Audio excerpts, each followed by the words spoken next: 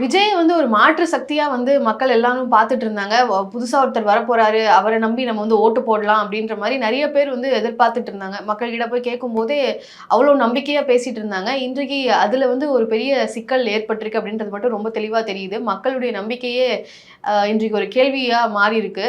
இப்போ விஜய் அவருடைய பர்சனல் லைஃப்ல வந்து எந்த மாதிரியான ஒரு நபரா இருக்கிறாரு அப்படின்றது மக்கள் மத்தியில கருத்த வந்து அப்படியே மொத்தமா மாத்தியிருக்கு அப்படின்றது தான் நான் என்னால பார்க்க முடிஞ்ச ஒரு விஷயமா இருக்கு. ஃபேமிலி மேனா விஜய் எப்படி இருக்கிறாரு அப்படின்றத கண்டிப்பா மக்கள் வந்து எதிர்பார்ப்பாங்க. மக்கள் அத இப்போ அவங்களுக்கு வந்திருக்கக்கூடிய அந்த பிரச்சனைய வந்து நெகட்டிவான ஒரு ஷேடா தான் விஜய்க்கு மாறி இருக்கு. இப்போ 2வதாக ஒரு பெட்டிஷனையும் வந்து விஜயினுடைய மனைவி அவர்கள் வந்து தாக்கல் பண்ணியிருக்காங்க. அத பத்தி நீங்க என்ன நினைக்கிறீங்க sir? Practice before you preach அப்படின்னு ஒரு ஆங்கிலத்தில் ஒரு வார்த்தை சொல்லுவாங்க. விஜய் வந்து உண்மையாகவே அவர் நம்ம முன்னாடி பேசும்போது தூய சக்தின்னு சொல்லி பேசுகிறாரு. பட் உண்மையாகவே அவர் தூய சக்தியாக இருக்காரா அப்படின்றது ஒரு பெரிய கேள்வி தான் எழுப்புது. ஏன்னா விஜயோட கூட வாழ்ந்த அவருடைய மனைவி 26 வருஷம் வாழ்ந்த ஒரு மனைவி வந்து விஜய் மீது அடுக்கடுக்கான குற்றச்சாட்டுகளை சொல்லி டிவோர்ஸ் கேட்குறாங்க. அவங்க கேட்குறது எல்லாமே ஒன்றே ஒன்று தான், ஒரு மியூச்சுவலான ஒரு டிவோர்ஸ் எனக்கு வேணும், எனக்கு வந்து வர வேண்டிய ஜீவனாம்சத்தை நீங்கள் வந்து கொடுங்க அப்படின்றது தான் அவங்களுடைய முதல் பெட்டிஷன்லையும் சொல்லியிருந்தாங்க. இந்த பெட்டிஷன் ஃபைல் பண்ணுறதுக்கு முன்னாடி, நீதிமன்றத்தை அணுகுவதற்கு முன்னாடியே பார்த்தீங்கன்னா அவங்க வந்து ஒரு மியூச்சுவல் டிவோர்ஸுக்கு தான் நம்ம போகணும் அப்படின்றது அவங்களுடைய எண்ணோட்டமாக இருந்திருக்கு. அதையுமே வந்து அவங்களுடைய எல்லா பெட்டிஷன்ஸ்லையுமே அவங்க சொல்கிறாங்க. இப்போ 2வது பெட்டிஷனில் பார்த்தீங்கன்னா, on the contrary, the respondent through his advocate made it clear that the petitioner would not be permitted to reside in the matrimonial home if she choose to approach this honorable court seeking legal separation அப்படின்றாங்க. அதாவது நீதிமன்றத்தை ஒரு வேளை சங்கீதா போய் அணுகினால் இந்த வீட்டில் வந்து அவங்க தொடர்ந்து தங்க முடியாது, வாழ முடியாது அப்படின்றத விஜய் தன்னுடைய அட்வொகேட் மூலமாக சங்கீதா அவர்களுக்கு கம்யூனிகேட் பண்ணியிருக்காங்க. இது அவங்களுக்கு ரொம்ப ஊண்டிங்காக இருந்திருக்கு அப்படின்னு நான் பார்க்குறேன். ஏன்னா அவங்கள பொறுத்தவரையில் ஒரு 26 வருடம் வந்து விஜயினுடைய அப்ஸ் அண்ட் டவுன்ஸ் எல்லாத்துலேயுமே ஷி ஹஸ் பார்ட்டிசிபேட்டட். 2 குழந்தைகள் இருக்காங்க. அந்த 2 குழந்தைகளையும் அவங்க வந்து அப்ரிங்கிங் பண்ணியிருக்காங்க. இவர்களுடைய பெட்டிஷனில் கூட அதை அவங்க மென்ஷன் பண்ணுறாங்க. நான் வந்து ஒரு ஹவுஸ் ஒய்ஃபாக எப்படி ஒரு ஹவுஸ் ஒய்ஃப் இருக்கணுமோ அந்த மாதிரி நான் எல்லா வகையிலையும் அவங்கள பார்த்துக்கிட்டேன் அப்படின்னு சொல்கிறாங்க. ஸோ இப்போ அவங்களுக்கு இந்த ரைட்ஸ் இருக்குது. விஜயினுடைய அந்த மேட்ரிமோனியல் ஹோமில், அவங்களுடைய மேட்ரிமோனியல் ஹோமில் வந்து அவங்க தொடர்ந்து வாழ்வதற்கான உரிமை அப்படின்றது லீகலாக அவங்களுக்கு இருக்குது. அந்த லீகல் ரைட்ஸை தான் அவங்க வந்து கிளைம் பண்ணுறாங்க. ஒருவேளை நீதிமன்றத்துக்கு இந்த வழக்கு விசாரணைக்கு வரும் பொழுது நிச்சயமாக நீதிமன்றம் நீங்கள் போய் அந்த உங்களுடைய மேட்ரிமோனியல் ஹோமில் தங்கலாம் அப்படின்ற ஒரு உத்தரவு பிறப்பிப்பதற்கு தான் வாய்ப்பு இருக்குது. ஏன் விஜய் வந்து இப்போ நீதிமன்றத்துக்கு போனால் இங்கே வந்து நீங்கள் தங்க முடியாது அப்படின்னு சொல்லியிருக்கிறாரு அப்படின்றதுக்கு முக்கியமான காரணம் வந்து, ஒருவேளை இது வந்து எலெக்ஷனுக்கு முன்னாடியே நம்ம வந்து பிரிந்து தான் இருக்கிறோம், இந்த மாதிரியான அடுக்கடுக்கான குற்றச்சாட்டுக்களை ஊடகங்கள்ல அவங்க சொல்கிறாங்க, இல்லை வந்து பெட்டிஷனாக ஃபைல் பண்ணுறாங்கன்னா நிச்சயமாக அது வந்து லீக் ஆயிரும், ஊடகங்கள் இதை பற்றி பேசுவாங்க, அது நம்மளுடைய பொலிட்டிக்கல் லைஃபுக்கு வந்து ஒரு பெரிய செக்காக வந்துடும் அப்படின்ற ஒரு பயத்தின் அடிப்படையில் தான் அவங்கள வந்து மிரட்டி இருப்பது போல தெரியுது. ஸோ இது வந்து ஒரு ஃபர்ஸ்ட் பாயிண்டாக என்னுடைய சைட்லேருந்து நான் வச்சுக்கிறேன். சோஷியல் மீடியாவில் எப்படி ரியாக்ட் பண்ணுறாங்க சங்கீதாவோட பெட்டிஷனுக்கு? விஜய் அப்படிங்கிற இந்த ஒரு இமேஜ் இல்லை அப்படிப்பட்ட ஒரு மனிதன் அப்படின்றது ஒரு 20 வருஷமா லைம்லைட், 30 வருஷமா அவர் கெரியர் இருக்குன்னா கூட 20 வருஷமா எல்லாருக்குமே தெரிஞ்சது தான். விஜயோட ஒய்ஃப் பேர்ல இருந்து, குழந்தைங்க பேர்ல இருந்து, அப்பா அம்மா யாரு, அவருக்கு வீடு எங்க இருக்கு, எல்லாமே அவருடைய வாழ்க்கை அப்படின்றது எல்லாருக்குமே தெரிஞ்ச ஒரு விஷயம்தான். அவர் மட்டும் இல்லை, தமிழ்நாட்டில் அதிகமாக மக்களால் நேசிக்கப்படக்கூடிய நடிகர்களாக இருக்கட்டும், தலைவர்களாக இருக்கட்டும், எல்லாரை பற்றியும் சின்ன சின்ன விஷயங்களையும் மக்கள் தெரிஞ்சு வச்சுருப்பாங்க. அந்த வகையில் விஜய் பற்றி எல்லாமே தெரியும். நிறைய நடிகர்களுடைய டிவோர்ஸ் கேஸ் எல்லாம் வரும்போது கூட அஜித், விஜய், ரஜினி, இந்த மாதிரி சில நடிகர்களுடைய ஃபேமிலி எடுத்து எல்லாரும் சொல்லுவாங்க, பாருங்க இவங்கெல்லாம் இன்றைக்கும் வந்து இந்த மாதிரி இருக்கிறாங்க, இவங்களுடைய சப்போர்ட்னால தான் இவங்கெல்லாம் ஒரு ஸ்டார்ஸாக நிற்க முடியுதுன்னு சொல்லி சொன்ன பட்டியலில் இருந்தவர் தான் விஜய். ஏன்னா மற்ற நடிகர்கள் வந்து ஒரு 5 வருஷம் 10 வருஷத்தில் டிவோர்ஸ் நடக்கும்.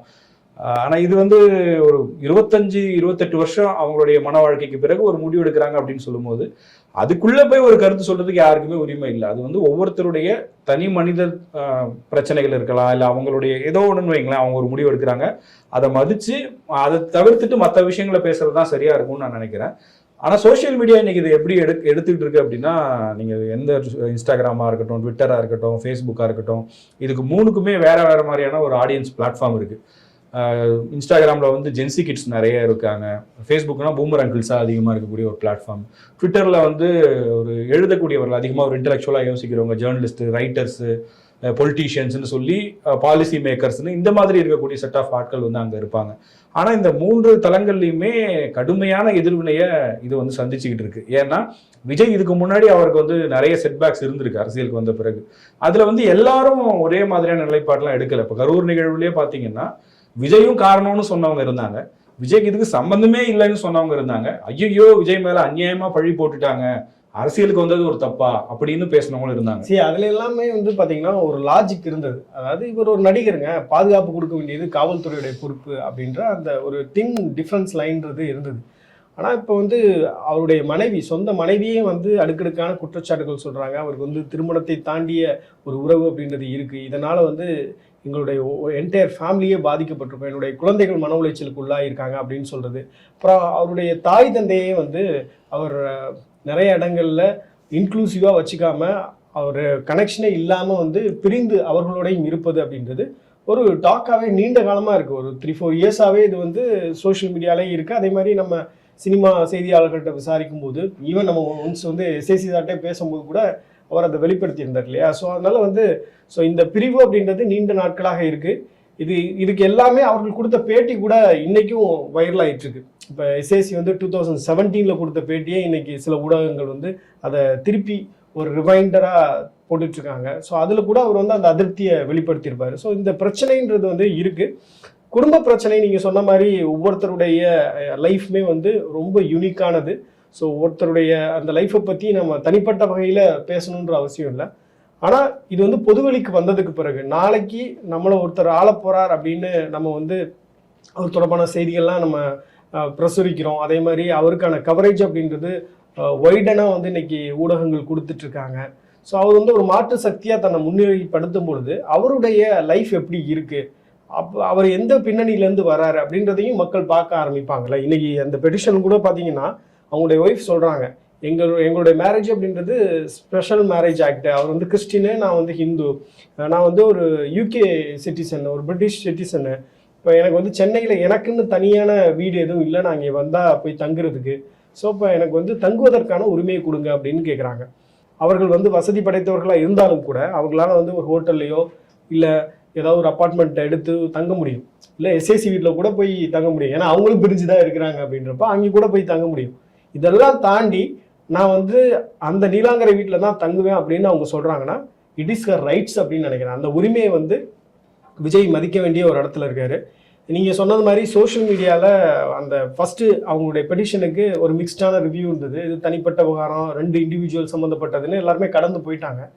என்னைக்கு த்ரிஷாவோட அவர் வந்து ஒரு திருமண விழாவில் அதுவும் ஒரே மாதிரியான மேட்சிங் ட்ரெஸ்ஸோட கலந்துக்கிட்டாரோ, ஸோ அது வந்து ஒரு பெரிய ஃபயர் அப் பண்ணியிருக்குன்னு நான் நினைக்கிறேன். கடந்த 2 நாட்களாகவே அது சோஷியல் மீடியாவில் ஒரு பெரிய தாக்கத்தை ஏற்படுத்தியிருக்கு. இப்போ இந்த பெட்டிஷன் ஃபர்ஸ்ட் ஒரு பெட்டிஷன் வந்ததுக்கு அப்புறமா நீங்க சொன்ன மாதிரி அந்த டாபிக்லாம் கொஞ்சம் சட்டில் ஆக ஆரம்பிச்சிருச்சு. அவருக்கு ஆதரவாக தான் அந்த ரசிகர்களும் இருந்துட்டு இருந்தாங்க. ஆனால் என்றைக்கு விஜய் அவர்களை வந்து ஒரு த்ரிஷா அவர்களோடு சேர்ந்து ஒரு ஈவெண்ட்ல கலந்துக்கிறாரு அப்படின்னு வர்றப்போ என்னால் அந்த ஒரு நிகழ்வை வந்து எப்படி புரிஞ்சுக்க முடியுதுன்னா, நிறைய பேர் விஜய் அரசியலுக்கு வந்தப்போ மக்களை பற்றி அவருக்கு என்ன தெரியும், ஒரு சாதாரண சாமானிய மக்களினுடைய சிந்தனையோ இல்லை சாதாரண மக்களினுடைய பிரச்சனைகளை பற்றி அவருக்கு என்ன தெரியும் அப்படின்னு நிறைய பேர் கேள்வி எழுப்பினாங்க. அது வந்து கிட்டத்தட்ட அது கரெக்ட் தான் அப்படின்ற மாதிரி ப்ரூவ் பண்ண மாதிரி இருந்துச்சு. மக்கள் எதை சென்சிட்டிவாக பார்ப்பாங்க, மக்கள் ஒரு பெண்ணை வந்து அணுகக்கூடிய விதத்தில் மக்கள் வந்து எந்த அளவுக்கு வந்து ரொம்ப சென்சிட்டிவாக, குறிப்பாக தமிழ்நாட்டில் இருக்கக்கூடிய மக்கள் வந்து எப்படி பார்ப்பாங்கன்றது விஜய்க்கு தெரியாம தான் அந்த மாதிரியான ஒரு விஷயத்த வந்து இந்த எலெக்ஷன் டைமில் இப்படி இந்த செயலை வந்து செஞ்சிருப்பாரு அப்படின்னு என்னால் பார்க்க முடிஞ்சுது. ஸோ உங்களுக்கு குறிப்பாக பெண்களை நடத்துவது எப்படி நடத்துகிறாங்க, ஒரு ஆண் வந்து எப்படி நடத்துகிறாரு, இல்லை ஒரு பொலிட்டிக்கல் லீடராக இருக்கிறவங்க ஏன் வந்து அவங்களுடைய குடும்பத்தை வந்து ப்ரையாரிட்டைஸ் பண்ணி பப்ளிக் ஃபோரம்ல முதல்ல வெளிக்கொண்டு வரணும், அது கொண்டு வராங்கன்னா அதுக்கான காரணம் என்னவா இருக்கு அப்படின்ற அந்த ஒரு புரிதல் வந்து விஜய்க்கு இல்லை அப்படின்றது வந்து எனக்கு அதை பார்க்கும்போது தெரிஞ்சது. ஏதோ எலெக்ஷன் டைம்ல அதை பார்க்குறாங்க அப்படின்னா அவருடைய ரசிகர்களே அதை அகெயின்ஸ்டா பார்க்குறாங்கன்றப்போ எல்லாருமே வந்து இந்த மாதிரியான விஷயங்கள்ல யாருமே காம்ப்ரமைஸ் பண்ண மாட்டாங்க. 41 பேர் இறந்தப்போ கூட விஜய் அவர்களுக்கு வந்து சப்போர்ட்டா ஆதரவாக நின்னவங்க இந்த இடத்துல வந்து என்ன இருந்தாலும் அவர் பண்ணது தப்புப்பா அப்படின்னு நகர்றாங்கன்னா அதுக்கு காரணம் மக்கள் வந்து ஒரு சில விஷயங்களை சென்சிட்டிவாக தான் அணுகுவாங்க, ஒரு சில விஷயங்களுக்கு ரெஸ்பெக்ட் வச்சிருப்பாங்க. அது வந்து அவருக்கு தெரியல, புரியல அப்படின்றதான் என்னால் புரிஞ்சு. அவருடைய மேடை பேச்சுகளில் பார்த்தீங்கன்னா ஒரு 10 நிமிஷம் 12 நிமிஷம் பேசினாலும் எமோஷ்னலாக அவர் வந்து அவருடைய ரசிகர்களை கட்டி போட தெரிந்த ஒரு நபராக இருக்காரு. இன்னசென்ட் ஃபேஸு, லிட்டில் ஸ்மைலு, அப்புறம் வந்து அவர் க்யூட்டாக ரியாக்ட் பண்ணுறது, அப்புறம் பார்த்தீங்க அப்படின்னா அவருக்கு இருக்கக்கூடிய பிரபலத்தன்மை, இது எல்லாமே சேர்ந்து வந்து விஜய் மீது ஒரு நம்பிக்கையை வந்து இன்னைக்கு இருக்கக்கூடிய இளைஞர்களுக்கு ஏற்படுத்துது அப்படின்னு நான் நினைக்கிறேன். அதை வந்து அவர் மூலதனமாக ஒவ்வொரு முறையும் அவர் தப்பு செய்யும் போதெல்லாம் அதை வந்து பயன்படுத்தி எஸ்கேப் ஆகிட்டு இருந்தார். இப்போ அவருடைய மனைவியே அதை பற்றி பேசும்பொழுது ஐ திங்க் அவருக்கு இருக்கக்கூடிய ஒரு பெரிய சிக்கலாக தான் இதை நான் நினைக்கிறேன். இன்னைக்கு அவருடைய மனைவி பேச ஆரம்பிச்சிருக்காங்க. இதுக்கு ஒரு உரிய தீர்வு அவர் வந்து சொல்லலை, இல்லை உரிய தீர்வை நோக்கி இந்த விவகாரத்தை அவர் வந்து ஹேண்டில் பண்ணலை அப்படின்னா நிச்சயமாக அவருடைய பையனும் பேச ஆரம்பிப்பார்னு நான் நினைக்கிறேன். இப்போ இந்த பெடிஷனில் கூட பார்த்தீங்க அப்படின்னா அந்த வீட்டில் தங்குவதற்கான அனுமதி கொடுத்தால் நான் வந்து ரெஸ்பாண்டண்ட்டுக்கு, அதாவது விஜய்க்கு வந்து எந்தவித தொந்தரவும் நான் வந்து கொடுக்க மாட்டேன், நான் என்னுடைய ரைட்ஸை தான் கேட்குறேன் அப்படின்றதையும் அவங்க மென்ஷன் பண்ணியிருக்காங்க. உதாரணத்துக்கு சொன்னால், if such an ad interim order is granted, no prejudice will be caused to the respondent in any manner. It is therefore respectfully submitted that the balance of convenience lies in the favor of the petitioner. அவங்களுடைய உரிமையை தான் மீண்டும் அவங்க கேட்குறாங்க. அப்போ சங்கீதாவை பொறுத்தவரையில் அவர்கள் side தான் வந்து லீகலாக பார்த்தீங்களா கூட அவங்க சைடு தான் ஒரு மெரிட் இருப்பதாக நான் பார்க்குறேன். இப்போ இதில் இந்த சின்ன சின்ன விஷயங்களை கூட வந்து விஜய் ரசிகர்கள் விஜய் பண்ணுற எல்லாத்தையுமே வீடியோவாக எடுத்து சோஷியல் மீடியாவில் ஷேர் பண்ணுறதை நம்ம பார்த்துருப்போம். இப்போ விஜய் டிஃபெண்ட் பண்ணுறவங்க, இவ்வளவு நடந்த பிறகும் விஜய் டிஃபெண்ட் பண்ணுறவங்க இருக்காங்க, இல்லைன்னு நம்ம சொல்லவே முடியாது. அவங்க சொல்கிறது என்ன அப்படின்னா, நீங்கள் அதெல்லாம் விட்டுருங்க, நாங்குநேரி பற்றி பேசுங்க, இங்கே தமிழ்நாடு அரசு செய்யக்கூடிய தவறுகள் பற்றி பேசுங்க, நீங்கள் ஏன் விஜயோட லைஃப்பை பற்றி பேசுகிறீங்கன்னா, இங்கே வந்து எல்லாருமே எல்லா பிரச்சனைகளை பற்றியும் பேசிட்டு தான் இருக்காங்க. அப்படி பார்த்தா இப்போ நாங்குநேரியை பேசுங்கன்னு சொல்கிற விஜய் ரசிகர்கள் கவின் படுகொலை நடந்தப்ப கவின் கொலையை பற்றி பேசினாங்களா அப்படின்ற கேள்வி இருக்கு. எத்தனையோ விஷயம் திருப்பரங்குன்றம் நடந்துச்சு, அப்போ பேசினாங்களா அப்படின்னு கேட்டால் பதில் இல்லை. ஸோ இப்போ என்னன்னா, அவங்களுக்கு தேவை விஜய் அப்படிங்கிறவரை என்ன பண்ணாலும் அவங்க ஏற்றுப்பாங்க. அதை எதிர்த்து யார் கேள்வி கேட்டாலும் அவங்களால அதை அக்செப்ட் பண்ணிக்கவே முடியாது. அது அவங்களுடைய விருப்பம்னு வைங்களேன், அதில் யாரும் எதுவும் சொல்ல போகிறது கிடையாது. ஆனால் இப்போ என்ன ஆயிடுச்சு அப்படின்னா, விஜய் வந்து உதாரணத்துக்கு அவர் வந்து ஒரு ஸ்டோரி டிஸ்கஷனில் ஒரு டேரக்டர்கிட்ட கதை கேட்குறாரு அப்படின்னா, அவங்க போய் உட்காடுறாங்கன்னா அந்த ரூம்குள்ளே விஜய் என்ட்ராவார். வரும்போது கையில் காஃபி அவரே எடுத்துகிட்டு வருவார், அவரே டீ போட்டு தருவார், அவரே கப்பெல்லாம் எடுத்து வைப்பார். இதெல்லாம் வந்து அவரை பற்றி வெளியில் வந்து சொன்னவங்க, இதெல்லாம் வெளியில் வந்து நம்ம கேள்விப்பட்டிருக்கோம். அந்த மாதிரி ஒரு தலைவர்கள் சிலைக்கு மாலை போட போகிறாருன்னா அந்த மாலையை கூட அவரே எடுத்துகிட்டு போவார், அந்த தட்டை கூட அவரே தூக்கிட்டு போவார். ஈவன் வந்து இப்போ பொது இடங்களில் யாராவது ஒரு கிஃப்ட் கொடுக்குறாங்க அப்படின்னா கூட மற்ற தலைவர்கள் மாதிரி வாங்கி அவர் யார்ட்டையும் கொடுக்க மாட்டார், அவரே வச்சிருப்பாரு அப்படின்னு சொல்லி இதையெல்லாம் அவருடைய ரசிகர்கள் சந்தோஷமாக பெருமையாக பேசுவாங்க. பாருங்க, அவ்வளோ பெரிய நடிகர் இவ்வளவு எளிமையா இருக்காரு அப்படின்னு. ஏன்னா இதை வந்து இப்போ நீங்களும் நானும் என் போனை நானே எடுத்துட்டு போறேன், என் தட்டை நானே எடுத்துட்டு போறேன்னு சொன்னா யாராவது ஏத்துப்பாங்களா? ஏத்துக்க மாட்டாங்க. ஏன் இதை நம்ம பெருசா சொல்றோம்னா, அது விஜய்ன்றது ஒரு பெரிய பிம்பம். அப்ப விஜய் செய்யக்கூடிய இந்த சின்ன சின்ன விஷயங்கள் கூட அவ்வளோ பெருசா தெரியுது, பேசப்படுது அப்படின்னா அவருடைய வாழ்க்கை சார்ந்த விஷயங்கள், ஏற்கனவே பொதுவெளிக்கு வந்துவிட்ட விஷயங்கள் வந்து நிச்சயமா தேர்தலில் அரசியலில் தாக்கத்தை ஏற்படுத்தும். தேர்தல் அரசியல்னு மட்டும் கிடையாது, ஒருவேளை அவர் நடிகராக தொடர்ந்தால் கூட முன்னாடி இருந்த மாதிரியான ஒரு இமேஜ் அவருக்கு இருக்குமான்றதெல்லாம் ஒரு பெரிய சந்தேகம். ஏன்னா அவருடைய மிகப்பெரிய பலமே அவருக்கு இருந்த ரசிகைகள், ஃபீமேல் ஆடியன்ஸ் வந்து அவருக்கு ஒரு பெரிய ஸ்ட்ரென்த். இளைஞர்களை தாண்டி அவங்க எப்பவுமே அவரை கொண்டாடுவாங்க. அதிகம் நேசிக்கப்பட்ட ஒரு கலைஞனாக இருந்தார். அரசியலுக்கு வரும்போதும் அவர் ஒரு பெரிய பலமாக பார்த்தது அதுதான். எல்லா வீட்லேயும் ஒரு விஜய் இருக்காங்க, பெண்களுடைய ஆதரவு இருக்குது அப்படின்லாம் சொல்லிட்டு இருந்தாங்க இல்லையா? அப்போ நீங்கள் அதை சரி பண்ணுறதுக்கு நீங்கள் எத்தனை விழா நடத்தினாலும் சரி, எத்தனை மேடை போட்டு பேசினாலும் சரி, எத்தனை அறிவிப்புகள் வெளியிட்டாலும் சரி, அது எதுவுமே நிற்காது. ஏன்னா நீங்கள் உருவாக்குனது விஜய் அப்படின்றது ஒரு நாளில் உருவாக்கப்பட்ட பிம்பம் கிடையாதுல்ல. இத்தனை வருஷமாக பார்த்து அவர் கட்டி எழுப்பியிருக்காரு, அதுக்கு ஒரு பெரிய சேதாரம் ஏற்பட்டிருக்கு. அதை ஒரு 4 அறிவிப்புகளை வெளியிட்டு நான் சரி பண்ணிடலாம் அப்படின்னு அவர் நினைச்சாருன்னா அதை விட ஒரு மோசமான ஒரு எண்ணமோ எதுவுமே இருக்கவே. நீங்க சொன்னதுல இருந்து சொல்றேன் பாருங்க, இப்ப உங்க விஜய் உங்க தாய் மாமா, உங்க அண்ணன், உங்க தம்பின்னு அவர் ரொம்ப ஸ்ட்ராங்கா எமோஷனல் அரெஸ்ட் பண்ற மாதிரி பேசுறாரு இல்லையா? ஸோ இதை வந்து எல்லாருமே பார்த்துட்டு தான் இருக்காங்க. அவர் பேசும்போது ரசிச்சாங்க. இன்னைக்கு அவர் குடும்பத்திலே வந்து இந்த மாதிரியான சம்பவங்கள் நடக்கும் பொழுது அந்த ஒய்ஃபை பொறுத்தவரையில் அவங்க எங்கேயுமே வந்து பார்த்தீங்கன்னா டெலிபரேட்டாக போய் ஒரு ப்ரெஸ்ஸை மீட் பண்ணி விஜய் இப்படிப்பட்டவர் அப்படிப்பட்டவர்னு சொல்லல. அவங்க ஒரு மியூச்சுவல் அண்டர்ஸ்டாண்டிங்கில் டிவோர்ஸ் வேணும் அப்படின்னு கேட்குறாங்க. ஏன்னா இவருடைய நடத்தைகள் சரியில்லை அப்படின்றதுனால ஒரு டிவோர்ஸ் வேணும்னு கேட்குறாங்க. அதுக்கு அவர் ஒத்துக்க மாட்டாரு, வேறு வழியே இல்லை. அந்த ஒரு மென்டல் டார்ச்சர் வந்து தாங்கவே முடியாத ஒரு கட்டத்தில் தான் அவங்க போய் நீதிமன்றத்தை அணுகுறாங்க. நீதிமன்றத்திலேருந்து எப்படி இந்த பெட்டிஷன் லீக் ஆகுது அப்படின்றது அதுக்கு நிறைய அரசியல் காரணங்கள் கூட இருக்கலாம். ஸோ அதை பற்றி நம்ம பேச வேண்டியதில்லை. பட் அவர்களுடைய அப்ரோச் அப்படின்றது ஒரு ஜென்யூனான ஒரு அப்ரோச்சாக ஓவராலாக இருந்திருக்கு அப்படின்னு பார்க்குறேன். இந்த விவகாரத்தை வந்து எல்லாருமே கவனிச்சிட்டு இருக்காங்க இல்லையா? அப்போ அவங்க எல்லாருமே நினைப்பாங்க, ஒவ்வொரு வீட்லேயும் ஒரு தம்பி இருக்கான், ஒரு அண்ணன் இருக்கான், இல்லை ஒரு தங்கை இருக்காங்க, ஒரு அக்கா இருக்காங்க, நம்ம குடும்பத்துல ஒருத்தருக்கு இந்த மாதிரி ஒரு பிரச்சனை வந்தது அப்படின்னா அதை நம்ம எப்படி ஹேண்டில் பண்ணுவோம், யார் பக்கம் மெரிட் இருக்குன்னு நம்ம பார்ப்போம் இல்லையா? நிச்சயமா. ஸோ அந்த மாதிரி தான் மக்கள் வந்து பார்க்க தொடங்கியிருக்காங்கன்னு நினைக்கிறேன். இப்போ நீங்க சொன்ன மாதிரி எத்தனை அறிவிப்புகள் அவர் வெளியிட்டாலும் களத்துல வந்து அவருக்கான இமேஜ் அப்படின்றது டேமேஜ் ஆயிருக்கு. இந்த இமேஜை வந்து அவர் கரெக்ட் பண்ணும் அப்படின்னா இந்த பிரச்சனையை அவர் வந்து சுமூகமாக தீர்க்காம அவரால் அடுத்த ஸ்டெப்பு என்னதான் அவர் பிளான் பண்ணி எடுத்து வச்சாலும் I think it will not work on the கிரவுண்டுன்னு நான் நினைக்கிறேன். இன்னொன்று, இப்போ சங்கீதா அவர்களை வந்து நிறைய பேர் இப்போ நீங்கள் சொன்னீங்க இல்லையா, விஜய்க்கு வந்து எந்த மாதிரியான நெகட்டிவ் இது வந்தாலுமே அவரை என்னன்னாலும் சப்போர்ட் பண்ணக்கூடிய ஆதரவாளர்கள் இருக்க தான் செய்கிறாங்க. நம்ம பேசிட்டு இருக்கக்கூடிய இந்த வீடியோ பார்த்து கூட இந்த பாருங்க இவங்க வந்து 200 ஊபி இவங்க வந்து விஜய்க்கு எதிராக பேசுறாங்க அப்படின்லாம் சொல்லுவாங்க. பட் நம்ம பேசுறது வந்து ஜெனியூனா ஹானஸ்டா நம்ம பேசுறோம். ஐ திங்க் நம்ம விஜயோட பாசிட்டிவ்ஸ் இருக்கும்போது பேசியிருக்கோம், நெகட்டிவ்ஸ் இருக்கும்போது அதை சுட்டி காட்டுறோம். நம்ம சேனலை பார்க்கக்கூடியவங்களுக்கு நல்லாவே தெரியும் நம்ம எப்படி பேசுறோம் அப்படின்னு சொல்லிட்டு ஹானஸ்டா நம்ம என்ன நினைக்கிறோமோ அதை நம்ம சொல்றோம். ஸோ இந்த பெட்டிஷனை படிக்கும்போது this is what our reaction. எப்பயுமே நான் சொல்ற மாதிரி தான் எல்லா ஸ்டோரிக்குமே எல்லா பிரச்சனைக்குமே 3 sides இருக்கும், yours, mine and the truth அப்படின்னு சொல்லிட்டு. ஸோ இப்போ சங்கீதாவுடைய பிரச்சனையை வந்து அவங்க வெளிப்படையாக சொல்கிறாங்க. விஜய் எந்த இடத்துலையுமே வந்து பேச மாட்டாரு, ஆனால் அவருடைய செய்கையின் மூலமாக ஒரு விஷயத்தை கம்யூனிகேட் பண்ணிகிட்டே இருக்காரு. நம்ம ஜேர்னலிசத்தில் ஒரு நாள் இருக்கிறதுனால நம்மளுடைய அனுபவத்தின் பேரில் நம்ம பார்க்கும் பொழுது விஜய் செய்வது அப்படின்றது ஒரு சரியான அப்ரோச் இல்லை. ஒரு நேர்மையான அரசியல் தலைவராக தமிழ்நாட்டு மக்களுக்கு உண்மையாகவே வந்து சேவையாற்றணும்னு நினைக்கக்கூடியவர் வந்து அவருடைய தனிப்பட்ட வாழ்க்கையை சுத்தமாக வைத்து கொண்டு வருவது தான் சரி. ஏன்னா அவர் வந்து ரொம்ப நார்மலைஸ் ஆகுறாரு, சின்ன சின்ன விஷயங்கள் கூட நார்மலைஸ் பண்றாரு அப்படின்றது ஒரு ஆரோக்கியமான ஒரு சமூகத்தை அது ஏற்படுத்தாது. இன்னைக்கு பார்த்தீங்கன்னா நிறைய குடும்பங்கள்ல ஈஸியாக டிவோர்ஸ் அப்படின்றது நடந்துருது. ஸோ ஒரு சகிப்புத்தன்மை இல்லாத ஒரு சூழ்நிலை இருக்கு. ஸோ அந்த மாதிரியான ஒரு கலாச்சாரத்தை விஜய் உருவாக்குவது அப்படின்றது உண்மையாகவே சரியான அப்ரோச் இல்லை அப்படின்றது. இன்னொன்று வந்து இந்த டைம்ல இப்போ சங்கீதா அவர்களை வந்து பொலிட்டிக்கலா விஜய் வந்து ஒரு ஸ்டெப் எடுத்து வைக்கிறது வந்து அவங்களுக்கு பிடிக்கல. ஃபினான்ஷியல் லாசஸ் நிறைய வரும், இது வந்து அவங்களுடைய தனிப்பட்ட பிரச்சனைக்காக தான் விஜய் வந்து இந்த மாதிரி இந்த நேரத்தில் பழி வாங்குறாங்க, இப்படியெல்லாம் வந்து நிறைய கருத்துக்களை நம்மளால பார்க்க முடியுது.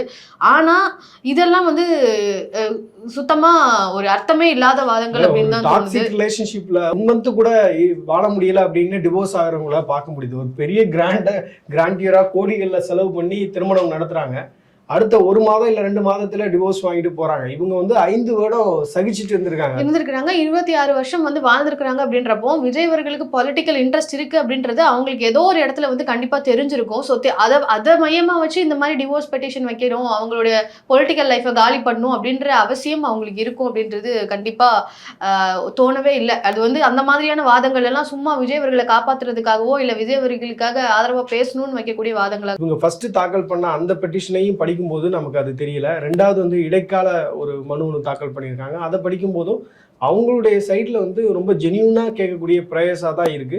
அவங்கள பொறுத்தவரையில அவர் வந்து ஒரு நல்ல ஒரு பெரிய நடிகர், நல்ல ரெனிமரேஷன் வாங்குறாரு, நாங்க சேர்ந்து வாழ்ந்த காலகட்டத்தில் எங்களை வந்து நல்லா பார்த்துக்கிட்டாரு, எல்லாமே அவங்க சொல்றாங்க. விஜயுடைய பாசிட்டிவ் சைடெல்லாம் சொல்றாங்க.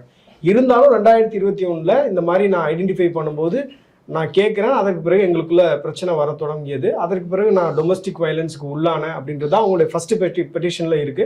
மியூச்சுவலாக ஒரு டிவோர்ஸ் நம்ம பண்ணலாம் அப்படின்னு முயற்சிக்கும் போது அவர் கம்யூனிகேட் பண்ணலாம், அவங்களுடைய அட்வொகேட் மூலமாக எனக்கு சரியான ஒத்துழைப்பு வரல.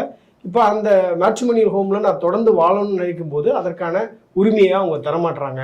இந்த 2வது பெட்டிஷன்ல அவங்க அதை தான் சொல்றாங்க, ஒரு இடைக்கால உத்தரவா எனக்கு வந்து இந்த கேஸ் முடிகிற வரையும் அந்த வீட்டில் எனக்கு தங்குவதற்கு எனக்கு உரிமை கொடுங்க அப்படின்றது தான் அவங்களுடைய பெட்டிஷனாக இருக்குது. இப்போ லேமேன் பெர்ஸ்பெக்டிவ்ல இருந்து பார்க்கும்போது ஒவ்வொரு சாதாரண பெண்களுக்கும் ஹவுஸ் ஒய்ஃபாக இருக்கக்கூடிய எல்லாருக்குமே இருக்கக்கூடியது தன்னுடைய குழந்தைகளை வந்து எப்படியா செக்யூர் பண்ணணும் அப்படின்றது தான்.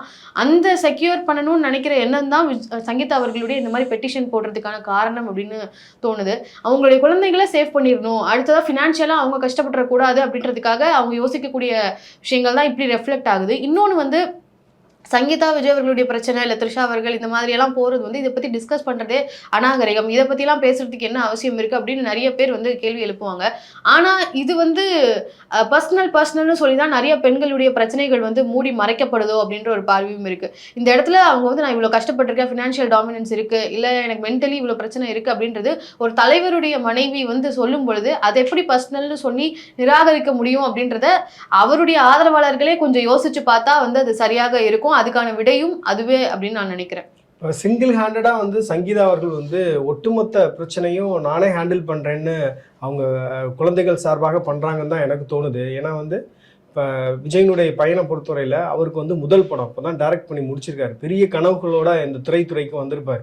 இன்னும் அவருடைய கரியரே அவர் ஸ்டார்ட் பண்ணல, இன்னும் அவருடைய படமே வெளியாகலை. இந்த சூழலில் பார்த்தீங்க அப்படின்னா இவ்வளோ பெரிய ஒரு ட்ராமா, இவ்வளோ பெரிய ஒரு மன அழுத்தம் அப்படின்றது அவருடைய கனவுக்கு எவ்வளோ பெரிய நெருக்கடியை ஏற்படுத்தும். நீங்கள் வந்து ஒரு சிறிய குழந்தைகளாக இருக்கும்போது டிவோர்ஸ் நடக்கிறது கூட உரிய அந்த ஜீவனாம்சம் வாங்கிட்டு ரெஸ்பெக்ட்ஃபுல்லாக நிறைய கப்புள்ஸ் வந்து பிரிஞ்சு போகிறாங்க. அதெல்லாம் நம்ம பார்க்க முடியுது. அதுவே ஆக்சுவலாக வந்து ரொம்ப ஒரு மன வருத்தத்தை தரக்கூடிய ஒரு விஷயந்தான். ஆனால் விஜய் மாதிரியான ஒரு பெரிய ஆக்டர், அவருக்கு ஒரு பெரிய பப்ளிக், அவர் பாணியில் சொல்லணும் அப்படின்னா உச்சத்தில் இருக்கக்கூடிய ஒரு நடிகர், அதிக சம்பளம் வாங்கக்கூடிய நடிகர், இன்னைக்கு அவர் பேசினா இன்னைக்கு எல்லா ஊடகங்களும் அவர் பக்கம் கவனத்தை திரும்பக்கூடிய அளவுக்கு ஒரு செல்வாக்கை வைத்திருக்கக்கூடிய ஒரு நபர் வந்து இந்த மாதிரியான செயல்களை செய்யும் பொழுது அது நமக்கு பார்க்கறதுக்கு வேணா ஒரு ட்ரோல் மெட்டீரியலாக தெரியும். பட் ஆனால் விஜயனுடைய பையனுடைய ஆங்கிள்லேருந்து, அவங்களுடைய பொண்ணுடைய ஆங்கிள்லேருந்து பார்க்கும்போது இது எந்த அளவுக்கு மன அழுத்தத்தை அவங்களுக்கு தரும். ஏன்னா அவங்களுடைய ஃப்ரெண்ட்ஸ் சர்க்கிளில் ரொம்ப சின்ன ஃப்ரெண்ட்ஸ் சர்க்கிளாக தான் இருக்கும். ஸோ இப்போ அவங்க மத்தியில் வந்து இந்த மாதிரி உங்கள் அப்பா இந்த மாதிரி இருக்காரு அப்படின்னு கேள்விப்படும் போது எந்த அளவுக்கு அது பெரிய ஒரு மன வருத்தத்தை அவர்களுக்கு தரும் அப்படின்ற ஒரு பெரிய கேள்வி இருக்குல்ல. இப்போ விஜயனுடைய பையன் எப்படி அடுத்தடுத்து படங்கள் பண்ணுவார், எப்படி சகஜமாக ஒரு அவர் கீழே ஒர்க் பண்ணக்கூடிய ஒரு டெக்னீஷியன்ட்ட வேலை வாங்க முடியும். இந்த மாதிரி நிறைய மன அழுத்தம் அப்படின்றது நிச்சயமாக இருக்கும். ஸோ இதெல்லாம் விஜய் உணராமல் தவறான செயல்பாடுகளோடு அவர் இருக்கும்போது எப்படி வந்து ஒரு நல்ல தலைவராக அவர் வர முடியும் அப்படின்ற கேள்வியும் நிறைய பேருடைய மனதில் இருக்குன்னு நான் நினைக்கிறேன். நிச்சயமா உங்களுடைய கருத்துக்கள் என்னங்கிறதையும் சொல்லுங்க. இதில் வந்து அவங்களுடைய தனிப்பட்ட வாழ்க்கை என்பதை தாண்டி இன்னைக்கு பொதுத்தளத்துக்கு விவாதத்துக்கு வந்த ஒரு விஷயமா இது மாறிடுச்சு. விஜய் தன்னை ஒரு அரசியல் தலைவராக, அது ஒரு தலைவராக கட்சியில் கொள்கைகள் அறிவிக்கும் போது கூட 2 பெண் தலைவர்களை நாங்கள் கொள்கை தலைவர்களாக ஏற்றிருக்கிறோம்னு சொல்லி தொடங்கப்பட்ட கட்சி இது. அங்கே தொடங்கி இன்னைக்கு மகளிர் தின விழா கொண்டாட்டம் அப்படிங்கிற இடம் வரை நகர்ந்து வந்திருக்கு. இதில் விஜயனுடைய செயல்பாடுகள், விஜய் மீது வைக்கப்பட்டிருக்கக்கூடிய குற்றச்சாட்டுகள் எல்லாத்த பற்றியும் பேசியிருக்கோம். விஜய் அறிவித்த விஷயங்களாக இருக்கட்டும், விஜய்க்கு இருக்கக்கூடிய ஆதரவையாக இருக்கட்டும், அது எல்லாத்த பற்றியுமே விவாதிக்கப்பட்டிருக்கிறது. அதில் இன்னைக்கு வந்திருக்கக்கூடிய இந்த இஷ்யூ பற்றியும் நம்ம பேசுகிறோம். உங்களுடைய ஒப்பீனியன் என்ன அப்படிங்கிறத கமெண்ட் செக்ஷனில் பதிவு பண்ணுங்கள்.